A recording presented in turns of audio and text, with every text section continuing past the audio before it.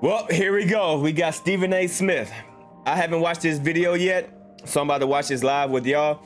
So let's see what Stephen A. Smith has to say about LeBron James calling out the media for not keeping that same energy.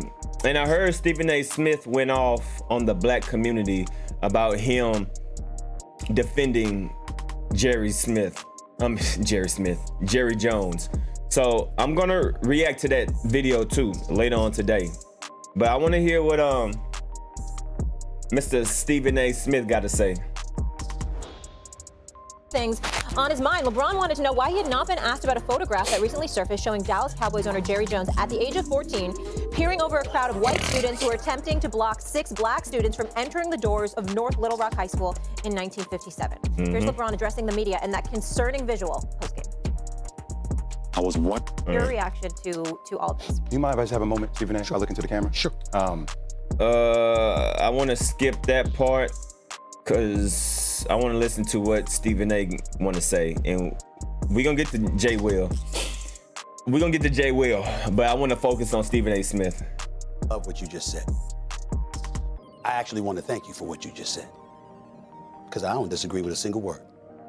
Here's what I want everybody to understand, and this is why I went off about it on my podcast, No Mercy, because you got people that wanted to come at me in the wrong way. I stand by what I said in regards to a 14-year-old in a still photo, and that's what you want to use to jump on him.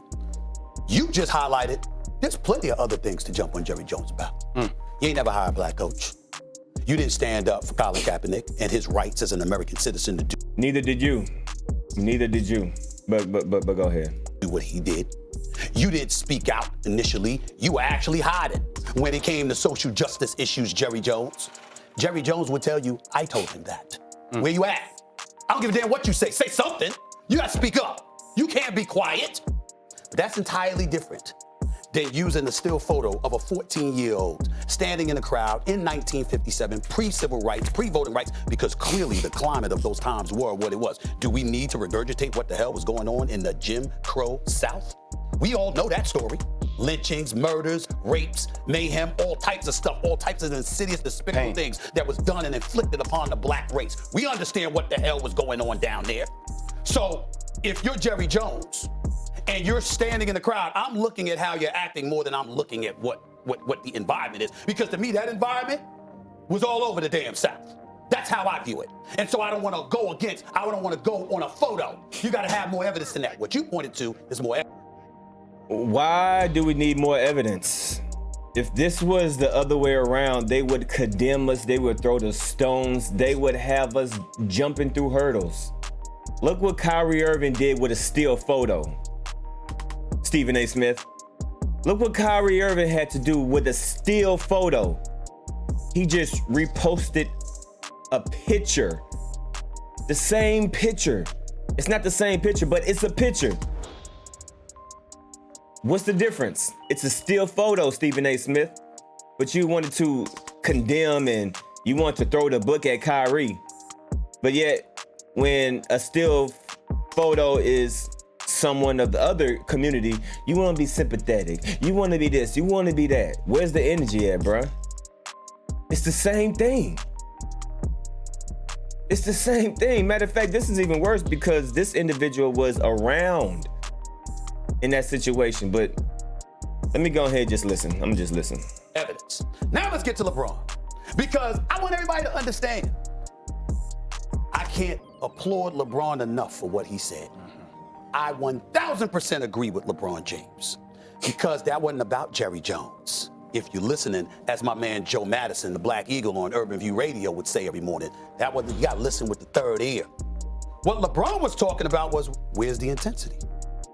You ask Kyrie these questions, you bombard him one point after another. And we know what level of friction I have with Kyrie and his peeps. But even I came on national TV and like, nah, y'all crossing the damn line now with these demands and these stipulations and all of this other stuff. Then I interviewed the CEO of the Anti-Defamation League on my podcast, Jonathan Greenblatt. He said we had nothing to do with that. We didn't put those demands out there. We didn't ask for all of that. We didn't call for him to be suspended. We had nothing to do with that. Okay, fine. So the Anti-Defamation League didn't have anything to do with that. So they say, fair enough.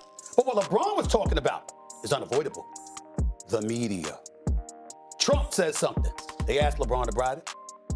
They asked LeBron about the presidential campaign when Trump was running against Hillary Rodham Clinton. Now, obviously, him endorsing Hillary Rodham Clinton had something to do with that. But clearly, LeBron James has been subjected to question after question after question. But suddenly, when it came to Jerry Jones, you didn't ask? Because I assure you, if I was in that press room, I would have asked LeBron about it. I would have said, yo, LeBron, by the way, how do you feel about this?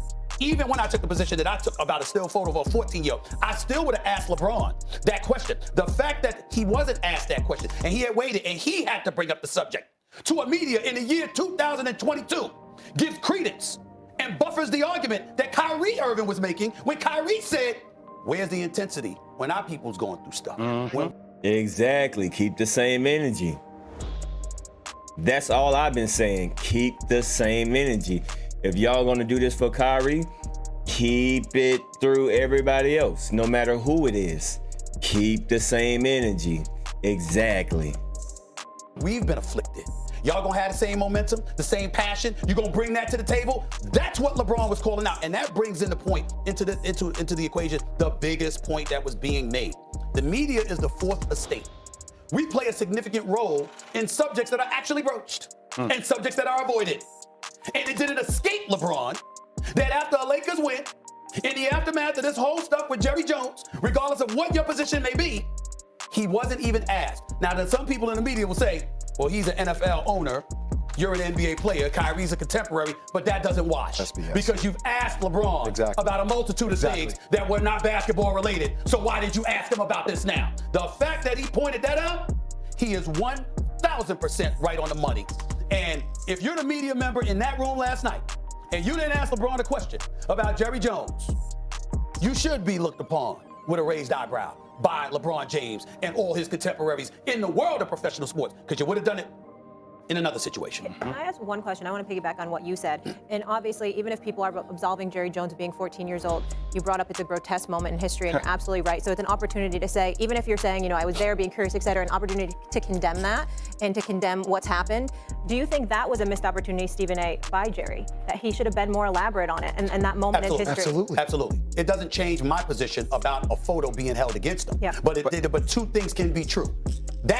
Pointing that out, if you want to address his situation and his history and his questionable history, that's fine. But to use the photo to do it of a 14-year-old, my point is, do we really want? I don't know what the hell I did as a teenager. A lot of us don't want that Pandora's box open. The flip side to it, however, is that doesn't make you wrong with a syllable you uttered about the missed opportunity Jerry Jones had. Jerry Jones, and this is not the first time, he's missed opportunities with Kaepernick. He's missed opportunities with social justice issues. He's missed opportunities when it pertained to Trump. He ultimately took a knee in 2017, but that was after the former president called NFL players sons of bees and stuff like that. Only after that did he finally take a knee. And guess what? When he had that meeting with his players, according to what I was told, when he told the players, this is a business meeting down here in Texas.